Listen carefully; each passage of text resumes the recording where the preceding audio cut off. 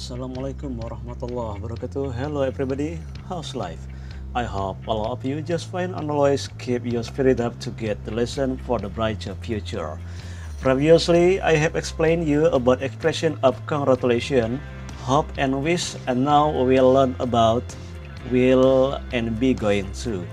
If you missed the previous lesson, you can get it on this channel. Oh yeah, for this lesson, I like to use bilingual, that is English and Bahasa Indonesia. Jadi yang masih bingung dengan bahasa Inggris, gak usah khawatir ya, karena saya akan menggunakan bahasa Indonesia juga dalam materi ini, biar lebih jelas dan mudah dipahami. Oke, silakan tonton dan simak video sampai habis ya, biar pengetahuan kalian tentang materi ini semakin bertambah dan terus bertambah. After watching the video, don't forget to subscribe, like, comment, and share so that Indonesian younger generation getting better and better and ready to expand all of the world. And now, are you ready to learn? Okay, let's rock. Oke, kamu pasti sering sekali menemukan kosakata bahasa Inggris yang berbeda ya, tapi artinya sama, banyak sekali ya. Namun ternyata meskipun memiliki arti yang sama, penggunaannya tidak selalu demikian. Contohnya kata will dan be going to yang akan kita bahas ini. Kedua kata ini memiliki arti yang sama, yaitu akan ya. Hanya saja penggunaannya berbeda, cara penggunaannya berbeda. Dan kalau sudah begini jadi bingung ya. Kamu jadi takut ya, takut ngomong, takut salah tulis dan sebagainya ya.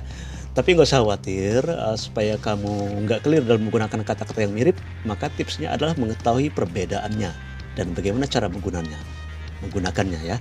Oke, berikut penjelasannya ya. Oke, sebelum kita membahas cara penggunaan will dan be going to ini dalam kehidupan sehari-hari, terlebih dahulu kita akan membahas patternnya atau polanya ya, sesuai dengan tata bahasa atau grammar ya, biar tidak menyalahi aturan yang sudah ada. Nah, kita akan membahas dulu ya, bagaimana sih penggunaan will dan be going to dalam penulisannya. Nah, sekarang kita lihat dulu rumus yang pertama, rumus dari kata will ya, subjek diikuti dengan kata will, lalu diikuti dengan kata kerja bentuk pertama. Kemudian yang be going to ya sama ya, subjek diikuti kata be going to diikuti dengan kata kerja bentuk pertama ya. Oke, sama-sama bentuk pertama yang diikuti ya. Nah, kita lihat contohnya di situ. He will kick the ball ya. He is going to kick the ball ya. Dalam pertama dan kedua mempunyai subjek yang sama ya, kata kerja dan objek yang sama ya. Nah, ini yang kita bahas terlebih dahulu ya. Jadi baik kata contoh pertama maupun contoh yang kedua ya, bedanya hanya di kata will dan be going to-nya, is going to-nya maksud saya ya. Nah, di situ tertulis ya bahwa will itu bisa kita ganti dengan kata is going to. Lalu kenapa kata is itu kita beri tanda kurung ya? Is itu adalah salah satu dari to be ya, to be atau kata bantu yang ada ya, yang kita pakai ya.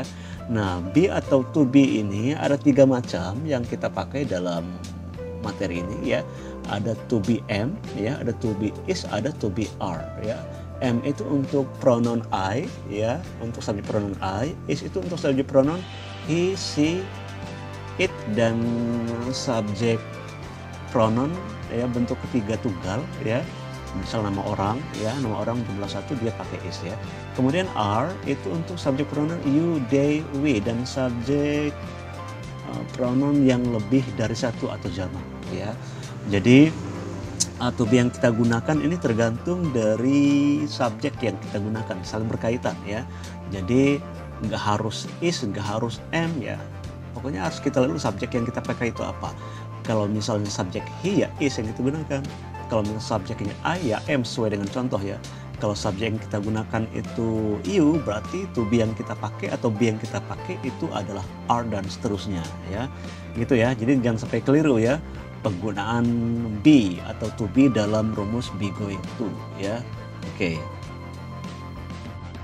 Nah, sekarang kita akan membahas fungsi dari will, bagaimana cara menggunakan kata will itu ya. Nah, fungsi yang pertama itu adalah repeat decision ya. Repeat decision itu apa? keputusan yang kita ambil secara cepat dan spontan. Ya, ini cara menggunakan will-nya. Contohnya, I'm thirsty. I think I will buy. Sorry, I'm thirsty. I think I will buy soft drink. Ya, artinya saya haus. Saya rasa saya akan membeli minuman ringan. Ya, dia haus saat itu dan dia ya secara spontan langsung membeli minuman ya. Minuman karena dia merasa haus tadi. Jadi spontan saja dia membeli minuman itu karena sudah merasa haus tadi itu ya. Jadi ini fungsi yang pertama, yaitu keputusan yang diambil secara cepat dan spontan tanpa perencanaan ya. Oke, fungsi yang kedua dari kata will adalah offering ya. Offering ini yaitu sebuah tindakan sukarela ketika menawarkan diri untuk melakukan suatu bagi orang lain ya. Kita langsung melihat contoh kalimatnya. Yang pertama, that luggage looks heavy. I will help you with it. Ya, artinya barang bawaan ini, bagasi ini terlihat berat ya. Saya akan membantumu untuk membawanya ya. Kemudian yang kedua, I will translate the email so Mrs. Darcy can read it. Saya akan menerjemahkan email tersebut. Jadi Nyonya Darcy ya bisa membacanya, maksud bisa memahaminya ya. Kemudian yang ketiga, will you help me fill the cup of tea? Ya, ini kalimat interrogatif ya. Maukah kamu ya membantu saya untuk mengisi cangkir teh ini ya. Oke, itu ya. Itu fungsi kedua dari will itu penawaran ya, atau menawarkan diri untuk melakukan sesuatu atau membantu seseorang ya. Oke, itu fungsi yang kedua dari kata will. Oke, fungsi yang ketiga dari kata will adalah promise ya. Promise itu untuk menyatakan sebuah janji.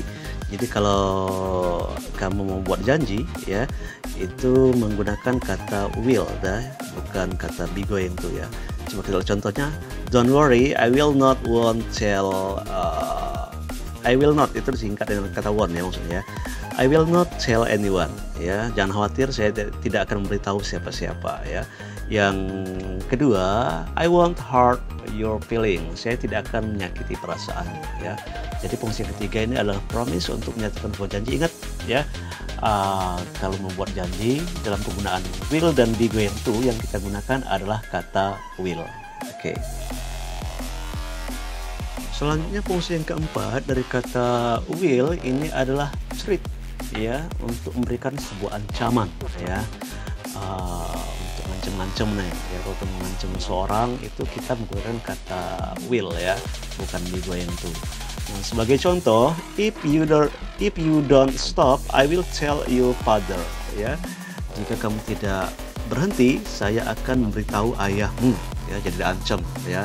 Jika dia nggak berhenti melakukan apapun itu ya, dia akan memberitahukan ayahnya atas apa yang dilakukan tadi ya. Jadi fungsi yang keempat dari kata will ini adalah threat, untuk memberikan suatu ancaman. Fungsi yang terakhir dari kata will adalah refusal, yaitu untuk menyatakan sebuah penolakan. Nah ya, penolakan ya, apapun itu bentuk penolakannya ya, menolak bantuan, menolak apapun lah ya, menolak informasi misalnya. Jadi kita menggunakan kata will, bukan be going to. Nah, sebagai contoh, she won't listen to anything I say. Dia tidak mau mendengarkan apapun yang saya ucapkan. Ya, intinya nolak lah ya. Pokoknya nggak mau dengar apa-apa lagi ya. Bisa kita gunakan dalam menyatakan sebuah penolakan. Kata will, ingat ya. Untuk menyatakan sebuah penolakan kita menggunakan kata will, bukan kata be going to. Nah, ya, ini adalah fungsi terakhir. Jadi setelah ini kita akan membahas bagaimana fungsi atau penggunaan kata be going to ya. Oke, stay tune. Oke, sekarang kita beralih ke penggunaan be going to ya. Bagaimana sih cara menggunakan be going to yang tepat? Apa saja fungsinya ya? Nah, coba yang pertama kita lihat di situ ada prior plan. Going to digunakan untuk mengungkapkan rencana di masa mendatang. Baik rencana tersebut realistis ya, logis ya, maksudnya logis atau tidak ya. Contohnya, I'm going to the beach next weekend with my friends. Saya akan pergi ke pantai akhir pekan depan dengan teman-teman saya. Yang kedua, I'm going to have holiday in Paris. Saya akan pergi berlibur ke Paris. Ya, bisa ya, bisa gak ya? Oke. Ya, itu yang pertama, yaitu prior plan. Ya, oke. Fungsi yang kedua dari kata be going to ini adalah evidence or sign, ya, digunakan ketika ada tanda-tanda bahwa sesuatu akan terjadi, ya, sudah ada apa ya, sinyalnya lah ya bahwa sesuatu akan terjadi. Coba kita lihat contohnya. Yang pertama, it is 50-0, they are going to win, ya, ini mungkin dalam sepak bola lah ya. Skornya sudah 50-0, ya, mereka akan menang, ya. Ya bisa dibilang 99% sih kalau skornya 50-0 mereka akan menang, ya. Gitu ya. Jadi sudah ada tanda bahwa satu terjadi, dan tandanya skornya sudah 50-0 walaupun waktu permainan mungkin masih ada, tapi untuk membalas 50 gol, ya, itu sesuatu yang sangat mustahil untuk terjadi, ya. Oke, yang kedua, my stomach hurts a lot and I think I'm going to throw up. Ya, perut saya sakit sekali dan saya pikir saya akan muntah, ya. Perutnya terasa sakit, ya, porque sakitnya sudah itu teruslah hurts a lot, ya, sudah apa ya, sangat-sangat sakit, ya.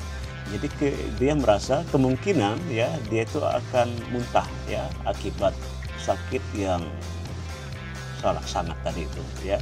Oke, ini adalah fungsi dari kata be going to. Tapi setelah ini akan ada penjelasan tambahan terkait bahwa will dan be going to ini ternyata, ya, bisa digunakan dalam apa ya, dalam sesuatu yang bersamaan, dalam kalimat yang maknanya sama. Apa itu? Coba kita lihat setelah ini, ya. Nah, pada fungsi lain, ya, ternyata will dan be going to ini, ya, bisa digunakan secara bersamaan, ya, ya, kalau tadi fungsi mereka beda-beda, ya. Nah, untuk kali ini mereka mempunyai fungsi yang sama. Apa itu fungsinya? Yaitu untuk membuat sebuah prediksi, ya. Oke, coba kita lihat contohnya. I think it will rain tomorrow, ya, itu menggunakan will, ya. Menggunakan be going to-nya, I think it is going to rain tomorrow, ya. Jadi maknanya sama kedua kalimat tersebut, ya. Sama-sama prediksi bahwa besok itu akan hujan. Nah, contoh lain, the year 2025 will be a very interesting year. The year 2025 is going to be very interesting year, ya. Di situ sama-sama prediksi bahwa tahun 2025 itu akanlah tahun yang sangat-sangat menarik, ya.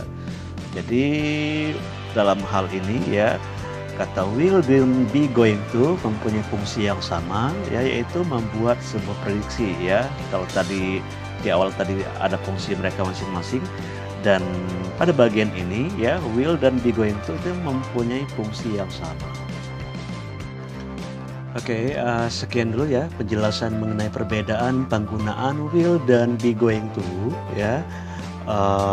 Bagaimana, ya? Masih bingung membedakannya? Ya, nggak usah khawatir, ya. No need to worry, ya. Semakin sering kamu berlatih, ya, maka kamu akan semakin paham, ya. Intinya untuk aktivitas yang sudah ada perencanaannya, ya, gunakan going to, ya, gunakan be going to. Dan untuk aktivitas yang spontan, yang tiba-tiba, ya, itu gunakan will, ya. Gitu aja, ya, kesimpulannya, ya. Nah, ya, oke, itu saja, ya. See you on the next video, and I say assalamualaikum warahmatullahi wabarakatuh.